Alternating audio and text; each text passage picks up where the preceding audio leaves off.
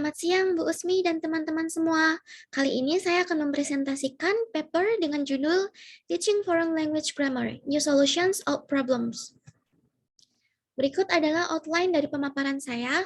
Yang pertama ada introduction, kedua ada knowledge of L2 grammar, yang ketiga instructional options in grammar instruction, yang keempat ada traditional grammar instruction and new solutions, dilanjutkan dengan old problems, dan ditutup dengan conclusion.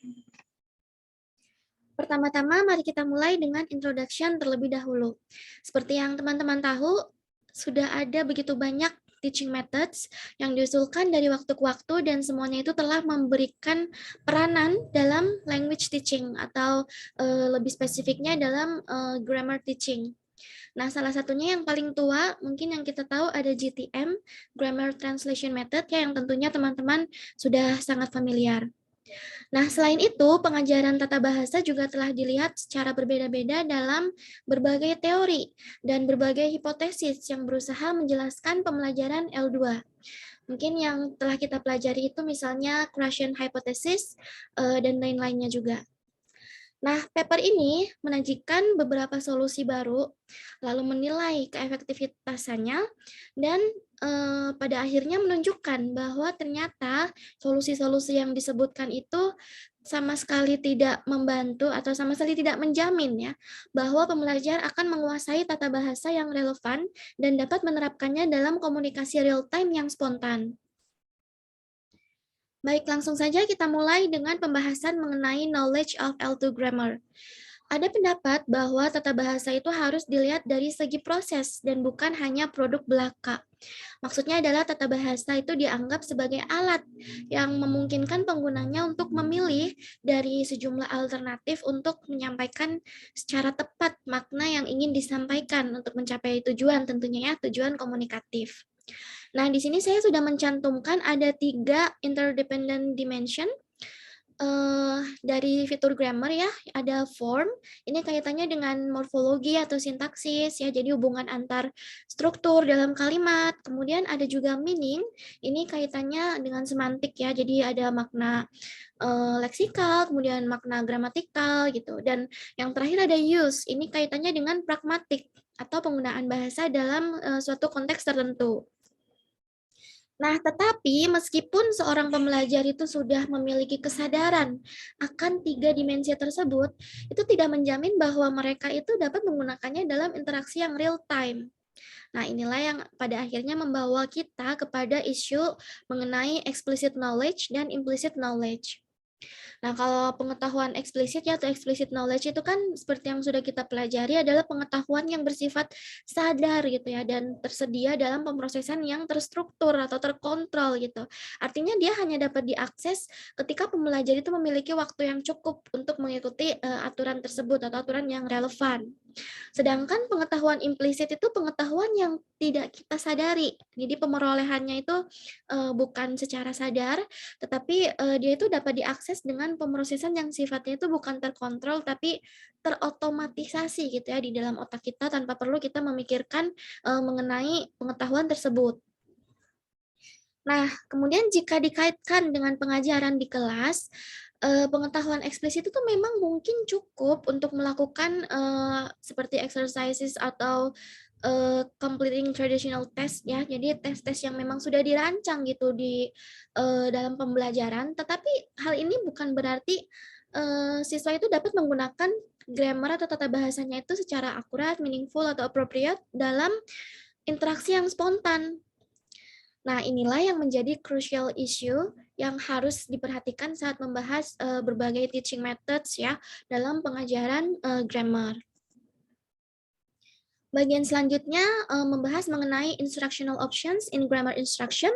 Di sini sudah ada 3 jenis instruksi pengajaran grammar yang teman-teman pasti sudah sangat familiar.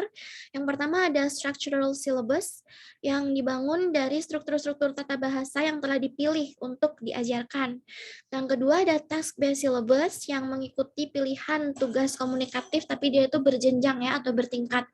Dan yang ketiga itu ada task supported syllabus Nah, ini yang mungkin menjadi jalan tengah nih antara structural syllabus dan juga task-based syllabus, di mana struktur tata bahasanya itu sudah dipilih sebelumnya, tetapi tugas komunikatifnya juga disertakan gitu seiring dengan pengajarannya. Nah, lalu dalam instruksi pengajaran tata bahasa juga ada istilah didaktif dan induktif atau deduction dan induction. Deduction itu adalah pengajaran di mana aturan-aturan grammar itu dijelaskan oleh gurunya. Sedangkan kalau induction itu siswa bertanggung jawab untuk menemukan aturan grammarnya sendiri. Nah, lalu komponen yang tidak kalah penting dalam pengajaran bahasa ada corrective feedback. Ini juga teman-teman sudah tahu ya jenis-jenisnya, ada oral, ada written, ada explicit, implicit, direct, indirect.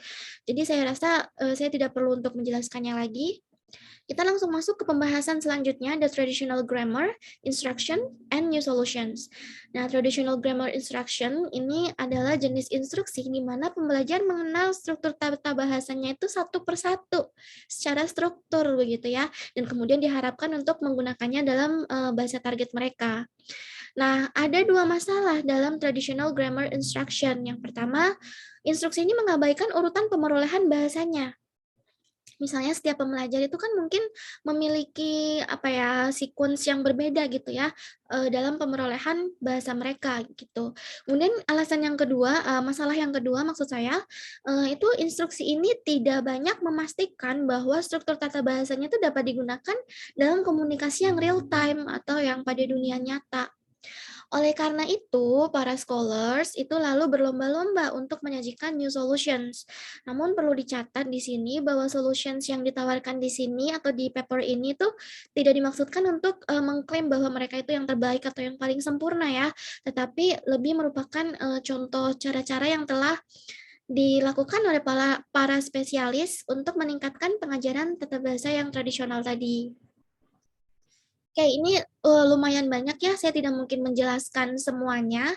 Saya hanya akan sedikit mengulik saja. Yang pertama ada task-based syllabus. Ini teman-teman pasti sudah tahu ya, silabus yang berdasarkan dengan tugas. Tugasnya itu biasanya berjenjang, bertingkat, menjadi lebih sulit gitu. Kemudian ada alternatif dari PPP ya, ini juga pasti teman-teman sudah familiar, presentation, practice, and production. Kemudian yang ketiga ini yang mungkin baru buat teman-temannya ada teaching grammar in accordance with developmental sequence. Nah, di sini itu maksudnya adalah mengajarkan grammar dengan mempertimbangkan atau berdasarkan pada tahapan perkembangan mental siswanya. Tapi ini juga dikritik sih karena tidak semua guru kan tahu ya tahapan perkembangan mental siswanya. Yang keempat ada language corpora. Nah, ini salah satu yang saya gunakan dalam mengajar. Jadi siswa itu diberi kesempatan untuk menemukan pola grammar dari suatu teks dengan konteks tertentu. Nah, selanjutnya cognitive grammar, kemudian sociocultural, ini juga teman-teman sudah mengetahui yang sudah mempelajarinya. Mungkin yang consciousness raising task ini mungkin baru ya. Ini artinya guru melibatkan pelajar dalam interaksi tentang struktur tata bahasanya. Jadi kayak sistemnya itu diskusi gitu tentang pola grammarnya. Nah, kalau yang Dictogloss ini metode di mana siswa itu diminta secara kolaboratif merekonstruksi teks yang dibaca oleh guru. Lalu untuk input flood, ini juga teman-teman sudah mempelajari ya di kelas Bu Sisil. Kemudian ada focus communication task, itu mirip-mirip dengan communicative language ya. Terus yang di bawahnya ada processing instruction, ini mungkin baru untuk teman-teman. Ini maksudnya adalah menggabungkan penjelasan eksplisit dengan kegiatan input yang terstruktur. Berikutnya ada provision of CF. CF tadi corrective feedback ya. Jadi ini menyediakan corrective feedback. Kemudian using focus CF ini terbatas pada kesalahan dalam penggunaan struktur tertentu gitu. Dan yang terakhir itu ada mengatur waktu pemberian feedbacknya. Apakah harus segera diberikan atau ditunda seperti itu. Nah, berikutnya kita masuk ke permasalahan yang sudah ada sejak lama ya, yaitu masalah pengetahuan inert ya kalau menurut Larson dan Freeman. Atau maksudnya adalah menemukan cara efektif untuk mengotomatiskan pengetahuan eksplisit sehingga pembelajar benar-benar dapat menggunakannya secara akurat, bermakna, dan tepat dalam komunikasi spontan. Nah, meskipun sudah ada banyak sekali solusi yang ditawarkan ya, yang tadi ada di tabel-tabel itu, tapi pada kenyataannya semuanya itu tidak begitu membantu. Kenapa bisa terjadi? Itu ada 3 alasannya. Yang pertama, poin keberangkatan solusi tersebut itu bukan dari kelas nyata. Jadi solusi-solusi yang tadi saya sebutkan itu tidak berakar pada permasalahan yang terjadi di kelas gitu. Tapi justru dari para researcher ya, peneliti-peneliti yang ingin membuktikan suatu teori gitu. Jadi mereka berlomba-lomba membuktikan suatu teori, makanya mereka menyajikan solusi-solusi tersebut. Nah, alasan yang kedua itu peneliti biasanya terlalu attach dengan perspektif teoritis mereka tanpa melihat praktek nyata pengajaran di kelas itu seperti apa. Dan yang ketiga itu solusi-solusi tersebut tidak mempertimbangkan kondisi nyata. Ini maksudnya kayak jam pelajaran gitu ya. Jumlah jam pelajaran itu kan sedikit, kemudian waktu dan sumber daya gurunya juga terbatas, serta kendala-kendala misalnya dari kurikulumnya atau misalnya tentang persyaratan ujian gitu ya. Itu kurang diperhatikan oleh para researcher. Nah, kesimpulannya, semua solusi-solusi yang ditawarkan belum begitu banyak membantu pengajaran grammar, sehingga jika ingin mencapai instruksi pengajaran grammar yang efektif, ada 3 hal yang perlu diperhatikan. Pertama, solusinya itu harus didorong ke tingkat yang lebih besar oleh keprihatinan praktisi. Ya, dalam hal ini maksudnya itu guru ya. Jadi kalau bisa ke depannya itu solusi-solusi yang ditawarkan itu berakar dari keresahan atau keprihatinan para guru akan permasalahan yang ada di kelas. Nah, yang kedua, temuan harus dikomunikasikan kepada guru dengan cara yang dapat dimengerti. Jadi kalau di dalam papernya itu disebutkan bahwa guru itu terkadang tidak bisa memahami gitu paper-paper yang membahas mengenai teaching methods. Dan yang ketiga itu implikasi pedagogis harus mempertimbangkan realita kenyataan di kelas. Maksudnya seperti yang tadi ya, jam pelajaran, kemudian kurikulum, dan yang lain-lain. Nah, yang terakhir komentar pribadi saya, yang pertama permasalahan terbesar dalam pengajaran tata bahasa itu input tidak dapat terinternalisasi menjadi maaf ini maksudnya implisit ya. Jadi inputnya itu hanya sebatas explicit knowledge aja nih, belum sampai ke titik implicit knowledge. Jadi saya sering menemui tuh anak-anak yang di kelas itu grammarnya pintar gitu, tetapi ketika dihadapkan kepada real time communication mereka ya terbata-bata seperti itu. Lalu yang kedua, solusi-solusi yang ditawarkan para scholars itu tidak ada yang bisa dikatakan paling baik atau paling buruk, namun mereka bisa menjadi referensi untuk diaplikasikan ke dalam pengajaran kita. Yang ketiga, pemilihan solusi-solusi tersebut harus disesuaikan dengan latar belakang, tujuan, dan konteks pembelajaran. Dan yang terakhir, peneliti dapat mengembangkan solusi yang berdasarkan pada masalah nyata di kelas. Nah, dalam hal ini, kita sebagai pengajar dapat memulai penelitian dari masalah nyata yang kita alami di kelas kita gitu ya. Misalnya berupa penelitian jenis action research gitu. Jadi semuanya itu berawal pada keresahan kita.